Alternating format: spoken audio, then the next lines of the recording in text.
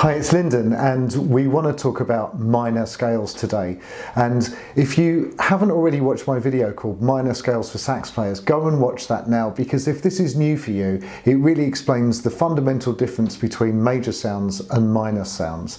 If you've watched that or you're okay with this idea, then this video is going to be studying one type of minor scale. So major scales and minor scales. Major scales are a little bit like buying white paint. You go up to the counter of the shop and you say, "Can I have some white paint please?" And the person behind the counter says, "Well, you need to be a bit more specific. Do you want interior or exterior, matte or gloss?" But generally speaking, the shade that you're looking for, they're familiar with white paint. We all know what white paint looks like. That's like major scales.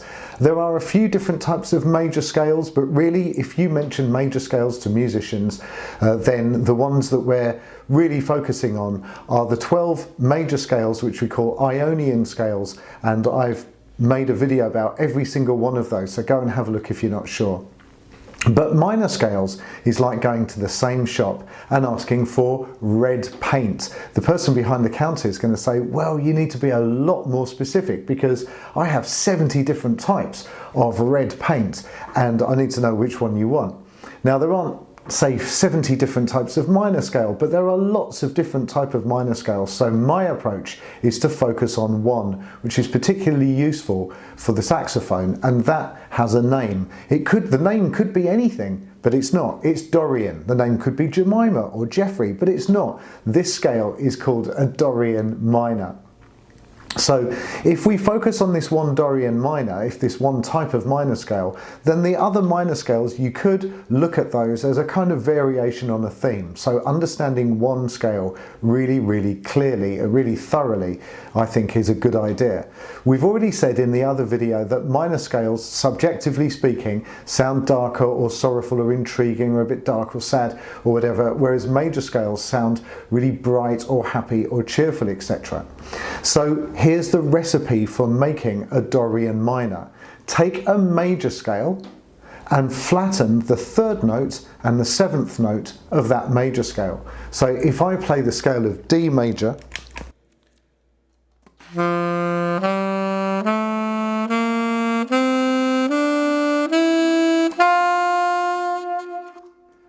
got a bit too much reverb there.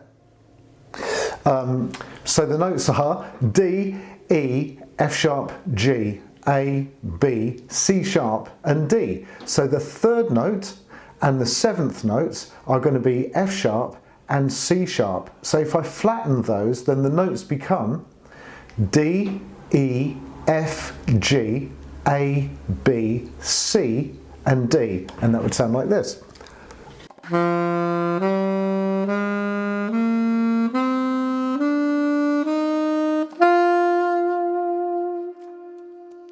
And then coming down from there,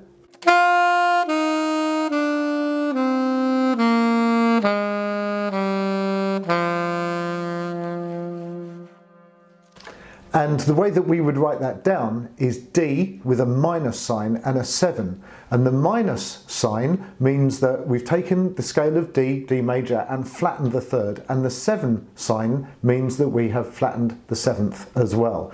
And that's all you have to do. If you take any one of your major scales and you flatten the third and flatten the 7th, it's not a major scale anymore, it's a minor scale, and it's a particular type of minor scale. And that is a Dorian minor. And these Dorian minors come up all the time.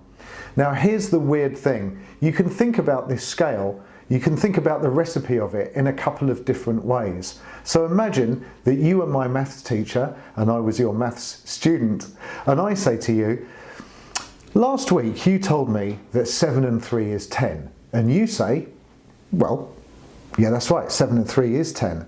And I say, "Yeah, well, I've been looking on the internet and it turns out that 6 and 4 is 10. And you say, "Well, yeah, 6 and 4 is 10. And I say, "Well, it can't be both, can it? Which is it, 7 and 3 or 6 and 4? It can't be both." And you're thinking to yourself, "I don't even want to let this guy know that 1 and 9 and 2 and 8 and 7 and 3 all adds up to 10. Let alone 20 divided by 2, because that's going to blow his mind." There's more than one way of arriving at a Dorian minor. So the notes D, E, F, G, A, B, C and D are exactly the same sequence of notes as in C major scale. But instead of starting on the C and ending on the C, they're starting on the D and ending on the D. Now the D is the second note of C major. And we have a word for this if you take a major scale and you start it on the second note and you go up to that same note in the next octave. And that word that we use, instead of saying, hey, take C major and start on the second note and continue all the way until you hit that note in the next octave. We've got a neater way of describing that, or a neater word for it, and the word is mode. So we would call that the second mode of C major. So again, so that is another way. Again, it sounds really, really, really nice. And if I play a backing track with D minor, I am now playing the second mode of C major. Listen to how nice it sounds.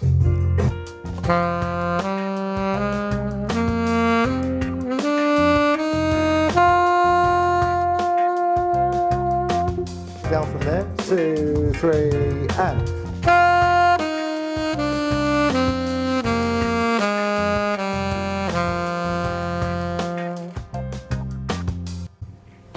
And as you can hear, it sounds absolutely gorgeous. If I take it up to the 9th, which would be the E, have a listen to this. It sounds really, really nice.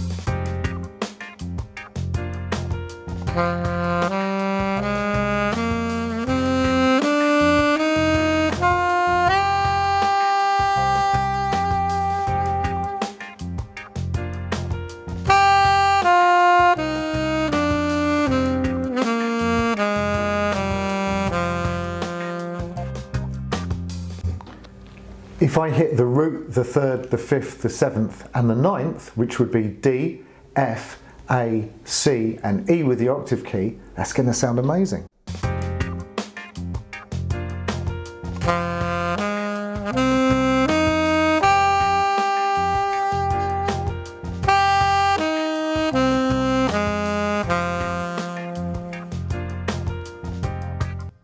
And if I throw those notes around a little bit, the chord tones, that will sound really, really nice as well.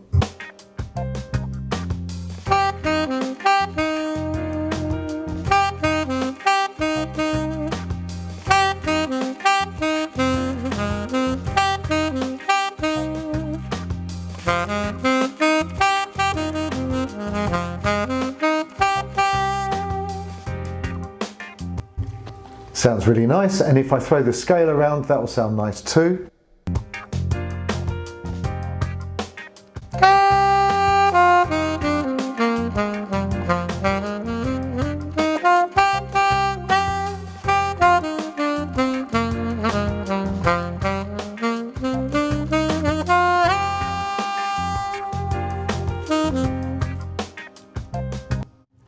Sounds lovely, sounds really, really nice. So that's Dorian minors, and we really, really need to know these scales. Just to recap, you either take a major scale and flatten the 3rd and the 7th, or you think of it as the second mode of a major scale. I hope that's useful to you. Please let me have your comments below, like and subscribe and do all that YouTubey stuff that people ask you to do, and also share my videos. And that would be lovely. If you have any questions about this, please leave it in the comments below. I really value your feedback and comments. Thank you so much for watching. I'll see you in the next video.